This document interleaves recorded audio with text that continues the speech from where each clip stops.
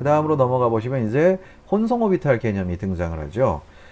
사실상 이 혼성 오비탈 개념부터가 유기화학의 거의 시작이라고 보셔야 되겠는데, 혼성 오비탈 개념 잘 잡아 놓으셔야 돼요. 혼성 오비탈 별거 아니고 뭐 어렵지 않습니다. 근데 처음 하시는 분들의 경우는 어려울 수도 있어요.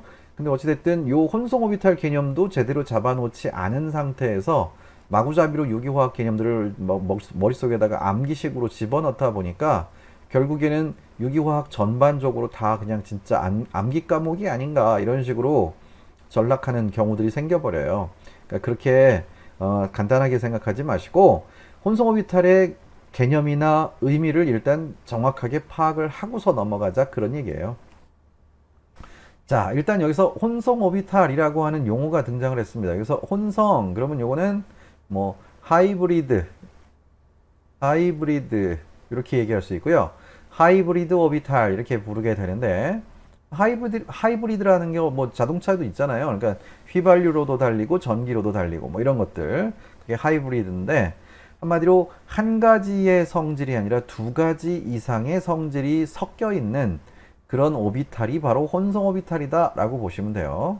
그 중에서 주로 여기서 다루는 건 이제 유기화학 분야에서만 얘기할 테니까 주로 이주기 원소인 탄소, 요 탄소를 기준으로 혼성 오비탈을 설명해 볼 생각이에요.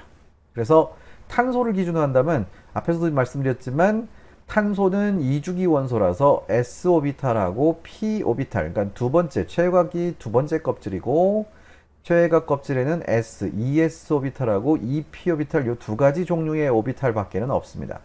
따라서 뭐 d 오비탈이나 f 오비탈의 혼성 같은 건 여기선 아예 다루지를 않을 거고요.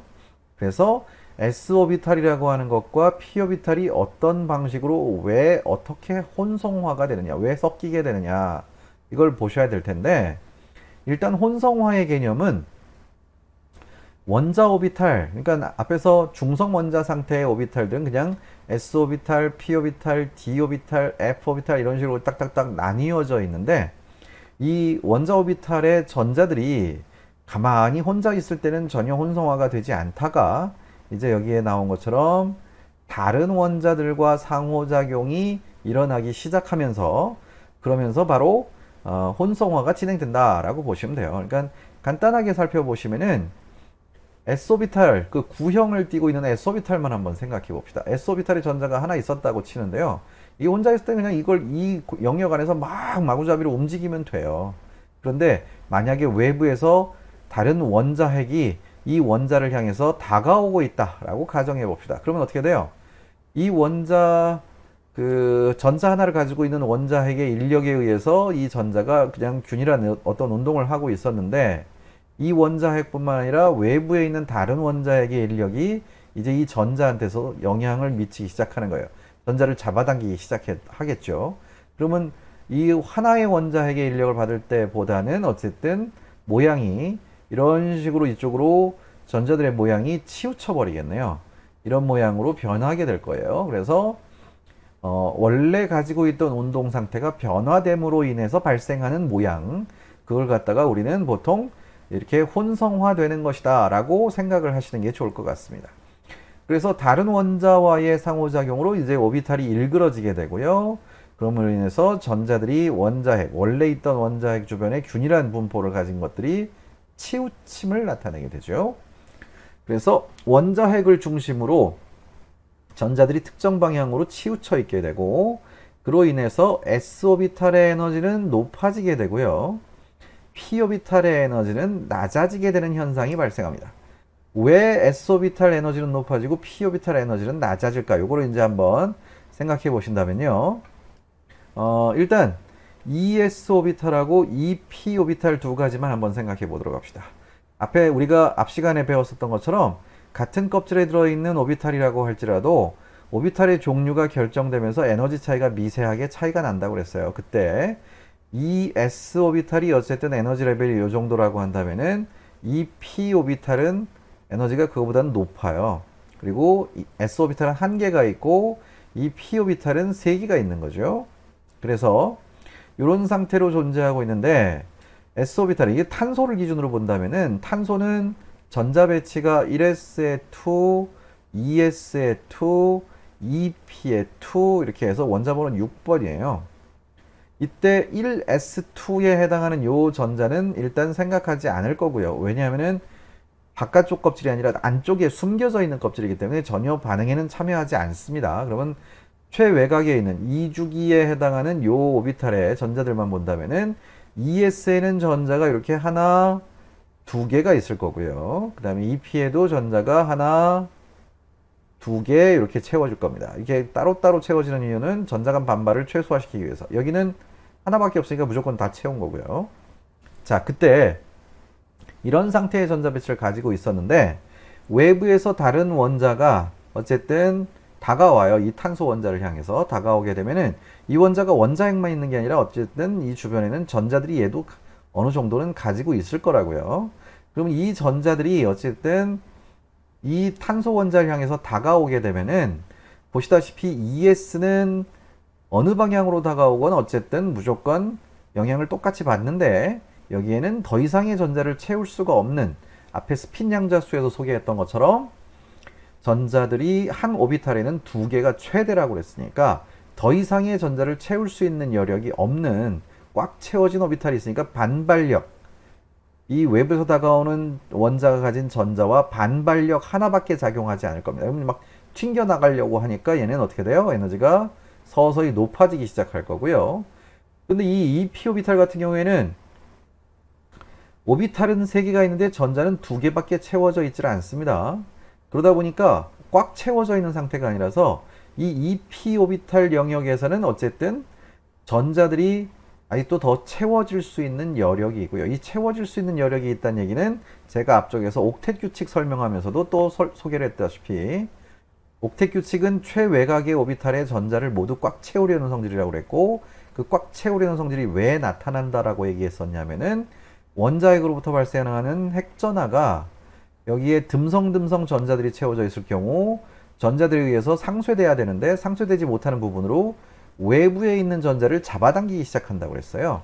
그러니까 여기 이 p-오비탈 영역에서는 꽉 채워져 있지를 못하니까 외부에 있는 전자를 잡아당겨서 채우려고 하는 성질이 막 생겨버린다는 얘기예요. 그러면 얘네들은 원래 비워져 있었던 걸 갖다가 채우니까 핵전하를 가로막아서 이제 반응성이 점점 떨어지게 되죠. 그러니까 이게 곧 에너지가 낮아지게 되는 것으로 이렇게 생각을 하시면 돼요. 그래서 ES 오비탈의 에너지는 높아지게 되고 EP 오비탈의 에너지는 점점 낮아지게 되니까 결국에는 ES 오비탈의 에너지가 높아지고 EP 오비탈의 에너지가 낮아져서 에너지가 거의 유사한 단계까지 이렇게 도달을 하게 되면은 이때 만들어지는 이 새로운 에너지 레벨, 이 에너지 레벨에 의해서 요걸 보고 우리는 혼성화됐다. 여기를 이제 혼성화 개념으로 여기 끝쪽이 글씨가 잘 안 써지네. 이쪽에다 쓸게요. 여기도 잘 안 써지네요. 빨리 쓰면 안 되네요. 예.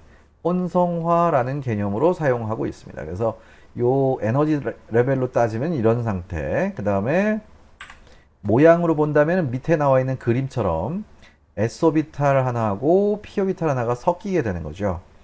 자, 이때 S오비탈은 마디가 없다고 했으니까 파동으로 친다면 위상이 하나예요. 한쪽 방향으로만 진동하고 있는 것처럼 생각하시면 되겠고요. 그래서 이걸 만약에 플러스 위상을 가지고 있는 것이다 라고 한다면은 P오비탈의 경우는 위상이 2개입니다. 마디가 하나 있다 보니까. 그래서 여기를 플러스라고 하고 여기를 마이너스라고 한다면은 이렇게 생긴 파동하고 이렇게 생긴 파동 2개가 하나로 합쳐졌을 때 플러스와 플러스 위상을 가지고 있는 부분은 보강 간섭을 하게 될 거고요. 그 다음에 플러스와 마이너스 위상을 가지고 있는 이 오비탈들은 상쇄 간섭을 해서 결과적으로 이런 식으로 모양이 플러스 부분은 이렇게 덩치가 더 부풀어 올랐고요. 마이너스 부분은 이렇게 싹 사이즈가 작아진 축소돼 버린 상쇄돼 버린 이런 모양을 가진 오비탈들이 새롭게 하나씩 만들어지지 않겠냐라고 생각을 하게 되는 거죠.